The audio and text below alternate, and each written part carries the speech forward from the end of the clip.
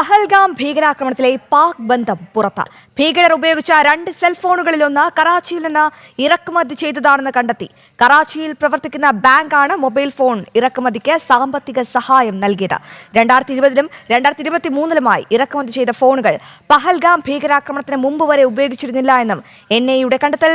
ആദർശുണ്ട് വിവരങ്ങൾ നൽകാൻ. ആദർശ, പഹൽഗാം ഭീകരാക്രമണവുമായി ബന്ധപ്പെട്ട നിർണായക വിവരങ്ങളാണല്ലോ ഇപ്പോൾ പുറത്തു വരുന്നത്. അതായത് പാക് ബന്ധം സ്ഥിരീകരിച്ചിരിക്കുന്നു. എങ്ങനെയാണ് ഈ ഫോണുമായി ബന്ധപ്പെട്ട വിവരങ്ങൾ പുറത്തു വരുന്നത്?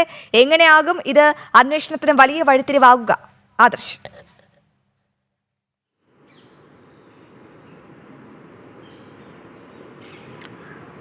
അശ്വതി, ഏറ്റവും പ്രധാനപ്പെട്ട കാര്യമെന്ന് പറയുന്നത് നേരത്തെ പലപ്പോഴും രാജ്യത്ത് നടക്കുന്ന ഭീകരാക്രമണങ്ങളിൽ തങ്ങൾക്കൊരു ബന്ധവുമില്ല എന്നുള്ള നിലപാടാണ് പാകിസ്ഥാൻ സ്വീകരിച്ചിരുന്നത്. എന്നാൽ പലപ്പോഴും ഇതുമായി ബന്ധപ്പെട്ട് അന്വേഷണം നടത്തുന്ന നമ്മുടെ അന്വേഷണ ഏജൻസികളൊക്കെ തന്നെ ഇതിൽ പാകിസ്ഥാനുള്ള പങ്കും അവർക്കുള്ള ബന്ധവും ഒക്കെ പുറത്തു വന്നിരുന്നു.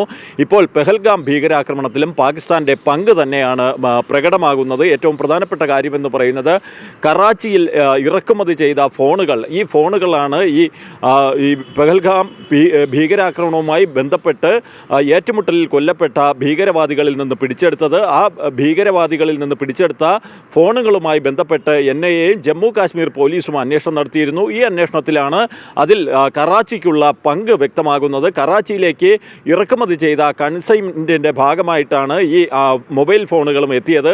അങ്ങനെ എത്തിയ ഈ ഫോണുകൾ ഈ പെഹൽഗാം ആക്രമണത്തിന് മുമ്പ് വരെയും അത് ഉപയോഗിച്ചിരുന്നില്ല എന്നുള്ള കണ്ടെത്തലും NIA സംഘം നടത്തിയിട്ടുണ്ട്. ഏറ്റവും പ്രധാനപ്പെട്ട കാര്യമെന്ന് പറയുന്നത് ഈ ഫോണുകൾ ഇറക്കുമതി ചെയ്യുന്നതിന് സാമ്പത്തിക സഹായം നൽകിയത് കറാച്ചിയിലെ ഒരു പ്രമുഖ ബാങ്കാണ്.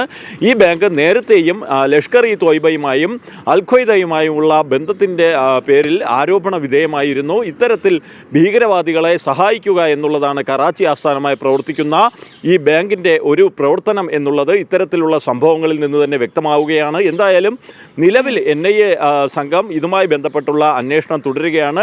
പഹൽഗാം ഭീകരാക്രമണത്തിന് പിന്നിൽ അത് പാകിസ്ഥാന്റെ ഇടപെടലും പാകിസ്ഥാന്റെ സഹായവും ഉണ്ട് എന്ന് വ്യക്തമാക്കുന്ന വിവരങ്ങൾ തന്നെയാണ് പുറത്തുവരുന്നത്. ശരി ആദർശ്, വിവരങ്ങൾ വ്യക്തമാണ്. ഭീകരർ ഉപയോഗിച്ച ഫോണുകളാണ് ഇപ്പോൾ കണ്ടെത്തിയിരിക്കുന്നത്. പഹൽഗാം ഭീകരാക്രമണത്തിലെ പാക് ബന്ധം പുറത്തായിരിക്കുകയാണ്. ഇനി എങ്ങനെയാകും പാകിസ്ഥാൻ ഭാരതം നയതന്ത്ര ബന്ധത്തിൽ എന്ത് വിള്ളലുണ്ട്, പക്ഷേ എങ്ങനെയാകും ഭാരതം ഇതിനെതിരെ ശക്തമായി പ്രതികരിക്കുക? നമുക്കൊക്കെ ആദ്യമേ അറിയാം പഹൽഗാം ഭീകരാക്രമണത്തിന് പിന്നിൽ പാകിസ്ഥാന്റെ കൈകളുണ്ടെന്ന്. എന്നാൽ അത് കൂടുതൽ അതിന്റെ തെളിവുകൾ, അതായത് പാകിസ്ഥാൻ ഇനി അത് നിഷേധിക്കാൻ സാധിക്കില്ല എന്നുള്ളതാണ് ഈ ഒരു ഘട്ടത്തിലൂടെ വ്യക്തമാകുന്നത്.